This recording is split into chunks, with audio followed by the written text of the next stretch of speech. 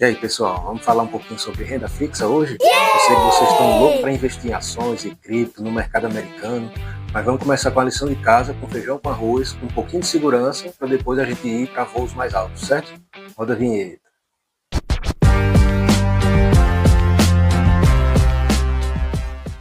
Então, primeiramente, antes da gente falar sobre o tema de hoje, gostaria de fazer alguns alertas para vocês. Primeiro, né, não confie em quem diz que existe investimento 100% seguro, investimento com retorno incompatível com o mercado, né, geralmente é uma pirâmide, é um golpe.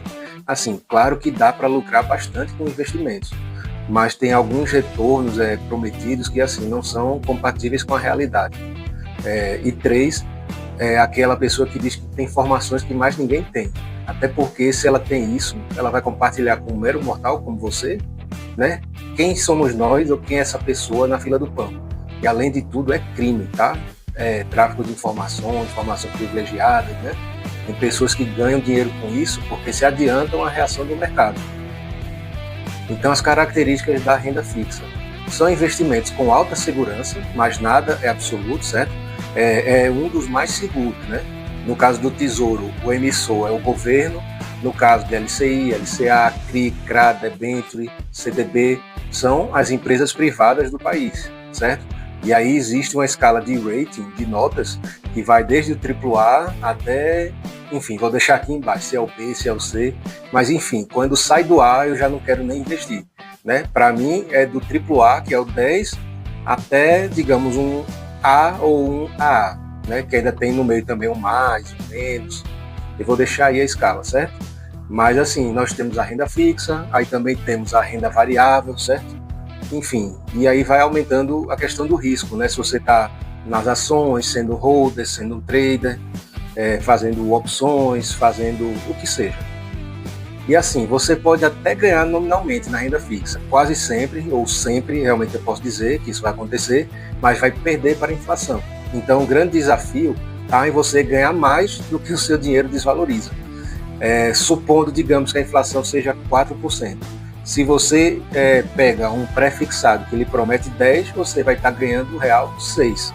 Mas se você pega um investimento atrelado a essa inflação, né, de 4%, e ele paga mais 3, então você vai estar ganhando 3, porque 4 foi a inflação. Então, quando a gente faz esse tipo de investimento, pré-fixado, pós-fixado, a gente é bom dar uma estudada na projeção, na expectativa das próximas inflações, porque aí dependendo você pega ou para um lado ou para o outro, a forma da remuneração, certo? Então o primeiro risco que eu gostaria de falar é o risco de crédito, é o risco do emissor não te pagar. O FGC, que é o Fundo Garantidor de Crédito, ele cobre até 250 mil por CPF, né, por pessoa, e por instituição financeira aplicada. E cuidado, que nem sempre é tão rápido e nem sempre cobre tudo, né? No caso é até 250 mil. Não sei como é o processo, nunca precisei, ainda bem, mas já tive pessoas que eu conheço que precisaram. Deu certo.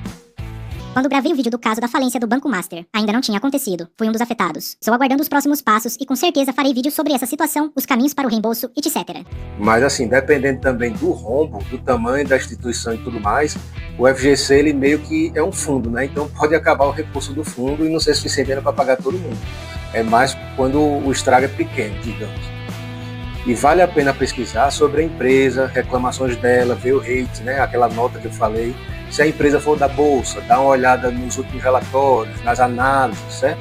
Antes de aportar, sempre dá uma pesquisada se aquilo é confiável. Risco de liquidez. É o risco de você precisar do dinheiro e não poder sacá-lo, ou não conseguir, ou se fizer pode ter alguma perda, certo? Eu vou mostrar mais lá para o final como se dá isso através da marcação a mercado. Risco de mercado, número 3. Podem acontecer variações nos índices em que alguns investidores se baseiam. Por exemplo, né, o IPCA mais 6, a Selic, né, a taxa de juros pode aumentar, pode subir, a inflação também pode ter mês que está maior, que está menor, e isso afeta o retorno esperado. Certo, sobre marcação a mercado, tá aí, supondo que um título ele custe R$100 no momento, tá? E aí ele vai estar pagando Selic. Isso pode ser qualquer tipo de pagamento, ele pode estar pagando, sei lá, 5% pré-fixado, ou ele pode estar pagando um IPCA mais alguma coisa, um IGPM alguma coisa, O fato é, você pagou R$100 no título e a taxa era aquela.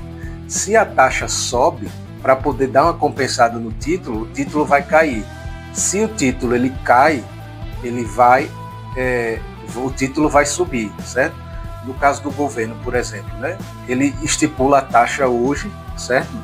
E aí ele já sabe lá no final que ele vai ter que pagar tanto. Então, digamos que hoje seja R$100 e lá na frente ele vai pagar a pessoa com juros e tudo mais 200.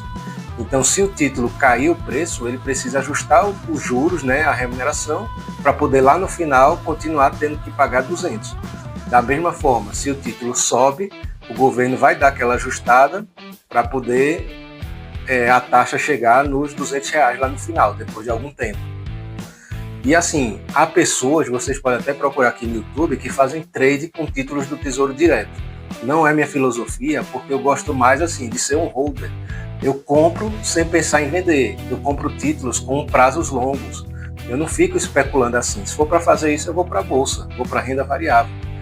Mas assim, o que eu quero dizer para você também, não se preocupe com a marcação a mercado. Isso é só se você precisar resgatar no meio do caminho. Se você não fizer nada e esperar o vencimento, você vai receber exatamente aquilo que foi contratado. E aí, algumas vezes, pode ser interessante, se o título tivesse valorizado muito, ao invés de você esperar chegar anos e anos lá na frente, você resgatar logo ele, tá? Pode ser uma estratégia de adiantamento, mas isso de ficar fazendo trade, eu não curto não. Nós temos também o risco de inflação, que mesmo o seu dinheiro rendendo, você pode perder o poder de compra, né? Então, por exemplo, você pega um pré-fixado de 6% e a inflação foi 7%, então você perdeu 1%, tá? Então, assim, eu tenho uma tendência a preferir sempre IPCA mais alguma coisa, né? Brasil, a gente sabe como é, tudo sempre tende a ficar mais caro. Mas se chegar algum momento que a inflação fique negativa, que fique muito baixa, eu também não vou ganhar nada. Então, assim, é o risco que se corre. Mas eu tenho essa tendência a preferir um pouquinho mais inflação e mais alguma coisa. Então, nós temos também aquele risco do reinvestimento, né? Que, por exemplo, eu posso resgatar, posso ganhar bastante com o meu título, né, adiantado, mas como é que está o mercado hoje em dia? Será que está pagando bem e tal, né?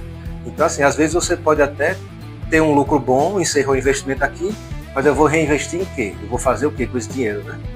Será que realmente precisava eu sacar, eu tirar? Né? Por isso que é bom ter também a reserva de emergência. E o risco de tributação, que a lei pode mudar, certo? Muita coisa pode acontecer nesse país, né? Pode aumentar a alíquota, né, do imposto de renda e outras coisas. Então, muito cuidado. O principal que eu acho é o seguinte, o emissor ele quebrar, ele não pagar ou ele demorar a pagar, ele atrasar, né? É um risco realmente grande, assim. Mas renda fixa, como eu disse, o risco é baixo.